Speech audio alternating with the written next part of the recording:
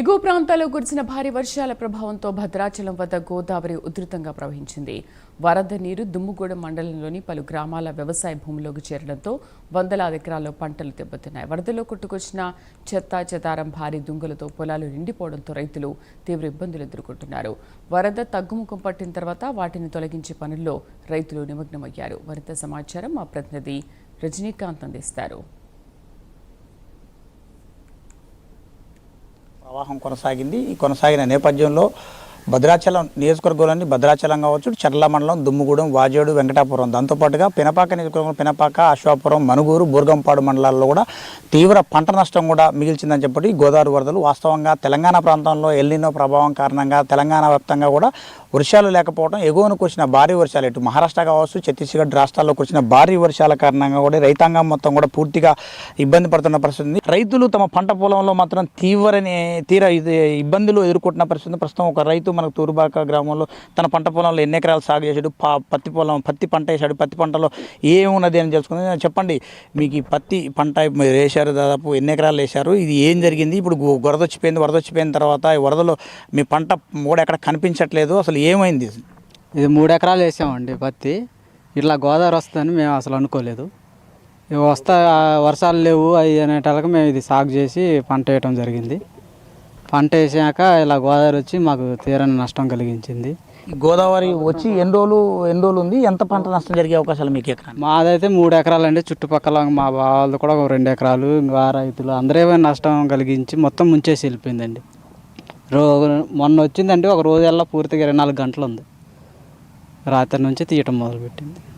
Sir, మరి కొంతమంది రైతులు మనకు అందుబాటులో ఉన్నారు. చెప్పండి పెద్ద మనిషి, ఇది మీరు ఎంత పంట సాగు చేశారు, పత్తి పంట వేసారు, ఎంత మేట వేసింది? ప్రతి సంవత్సరం ఇదే విధంగా వర్షాకాల సీజన్లో గోదావరికి వరదలు రావడం సహజం. వరదలు వచ్చినప్పుడు మీకు ఎలాంటి ఇబ్బందులు ఏర్పడుతున్నాయి, ఏం జరుగుతుంది అసలు? మొత్తం పంట ఎక్కడ పంట అట్లా ఇటు గోదావరి వచ్చి మొత్తం పంట అంతా నష్టం అయిపోతుంది.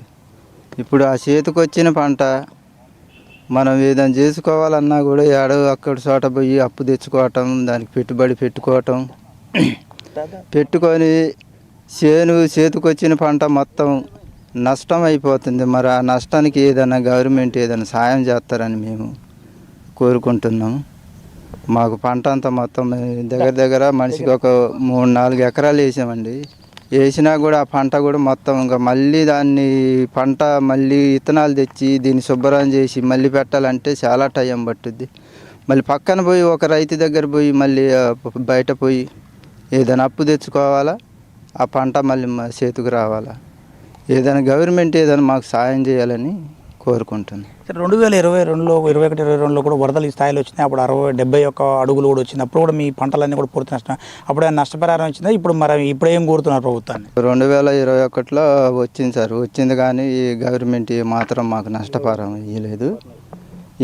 మాకు ఇట్లే గోదావరి పట్టిందన్నీ గవర్నమెంట్ ఒక రోజు వచ్చారు, చేనులన్నీ తిరిగారు, రాసుకుంటూ పోయినారు కానీ పోయినా ఏం సుఖం ఉందండి? ఏదైనా గవర్నమెంట్ ఇలాంటి పేదవాళ్ళకి కొద్దిగా సాయం చేస్తాం అనుకొని సాయం చేయాలి. అది కూడా లేదండి. గవర్నమెంట్ వచ్చి మాకేం సాయం చేయట్లేదు. ఎకరానికి మీరు పత్తి పంట వేసి దీనికి నా అడుగు మందులు, పై మందులు దుక్కి చేసినప్పుడు ఇప్పటి వరకు దాదాపు 45 రోజులు ఈ మొక్క వచ్చి ఈ 45 రోజుల్లో పంట సాగు చేసేంతవరకు ఎంత ఖర్చు వచ్చింది ఎకరానికి? ఎకరానికి వస్తుంది సార్. ఎకరానికి వచ్చి ఇప్పటివరకు అయితే దుక్కుల కాడ నుంచి మొత్తం చూస్తే ఒక 20,000 దాకా వస్తుంది. ఈ పెట్టుబడి కింద మందు వేయటం, దుక్కి దున్నటం, గింజలు వేయటం, తెచ్చుకోవటం ఇవన్నీ పెట్టుకుంటే దగ్గర 20,000 దాకా వచ్చింది. మళ్ళీ దీన్ని కాలబెట్టాలంటే మళ్ళీ ఒక 10-15 వేలు దాకా అవుతాయి. అవి మొత్తం కూలీలను పెట్టాలి, అవన్నీ కుప్ప దొయ్యాలి, తోసి మళ్ళీ దాని అంతా కాలబెట్టాలి. ఇది పత్తి పంట. ఈ వరద వచ్చి గోదావరి వచ్చిన తర్వాత ఇగో ఈ పత్తి మొక్క భూమిలో ఇనుకుపోయింది. ఇక్కడ ఇనుకపోయిన తర్వాత దీంట్లో మొత్తం చెత్త చెదారం చూడితే ఈ చెత్త చెదారం ఎక్కడెక్కడి నుంచో గోదావరి వరదకు వచ్చిన చెత్త చెదారం అంతా కొట్టకపోయింది. ఇలాంటి చెత్తనంతా కూడా ఇట్లా రైతు దీన్ని క్లీన్ చేసిన తర్వాతనే దీని మొక్క బతుకుద్దా లేదా అనే పరిస్థితి కూడా అగమ్యగోచరంగా ఉందంటూ మరి ఒక పక్క చెప్తున్నారు. ఒక పక్క ఎల్నినో ప్రభావం కారణంగా రైతులు ఆరుతడి పంటలు వేయాలని చెప్పాల్సిన అధికారులు కూడా ఎలాంటి స్పష్టత ఇవ్వకపోవడం. గతంలో 21 2021లో వచ్చిన వరదలు కూడా తమ ఇబ్బంది పెట్టాయి, ఇసుక మేటలు వేసాయి, ఇబ్బందులు పెట్టాయి. ఇక్కడ మొత్తం పంట పొలం మొత్తం కూడా పూర్తిగా చూడవచ్చు. ప్రతి ఒక్క పంట మొక్కను కూడా పరిశీలిస్తే అక్కడ కూడా చెట్టు ఒక్కొక్క మొక్కపై మీద చెత్త చెదారం మొక్కలు మొత్తం దుంగలు మొత్తం పడి ఉన్నాయి. అన్నింటి కూడా తీసి క్లీన్ చేయాలంటే మాత్రం రైతుకు ఒక్కొక్క ఎకరానికి 15,000 నుంచి 20,000 నష్టం జరుగుద్ది.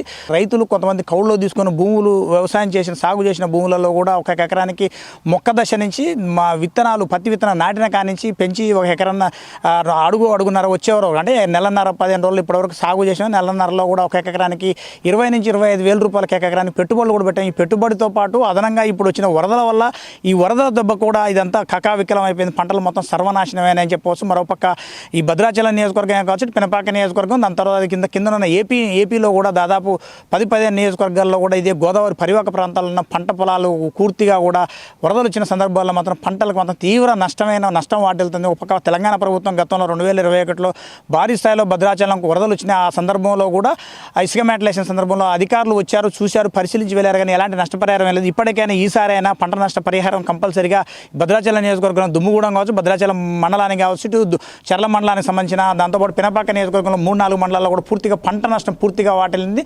మరోపక్క బూర్గంపాడు మండలంలో అత్యధికంగా, అశోకపురం మండలంలో అత్యధికంగా కూడా పంటలు కూడా పూర్తిగా నీట మునిగినాయి. పత్తి పంట కావచ్చు, పెసర పంట కావచ్చు, ఇతర పంటలను కూడా నీట మునిగి పాడైపోయిన పరిస్థితి. అంటే ఒక్కరోజు వచ్చి గోదావరి వచ్చిపోతున్న ఇంత పరిస్థితి, ఇంత నష్టం జరిగింది. ఈ నష్టాన్ని మాత్రం మేము భరించలేని పరిస్థితి. నష్టానికి సంబంధించి కొద్ది గొప్ప ప్రభుత్వం ఆదుకోకపోతే మాత్రం తమకు రైతన్నలకు మొత్తం పూర్తిగా ఆత్మహత్య శరణం అంటూ మాత్రానికి రైతన్నలు కూడా తమ గోడు వినిపిస్తున్న పరిస్థితి. ఇది భద్రాచలం నియోజకవర్గం తాజా పరిస్థితి. ఈ వీడియో జర్నలిస్ట్ నాగేశ్వరరావుతో రజనీకాంత్, ప్రైమ్ మినిస్టర్, తూరుబాక గ్రామం నుంచి.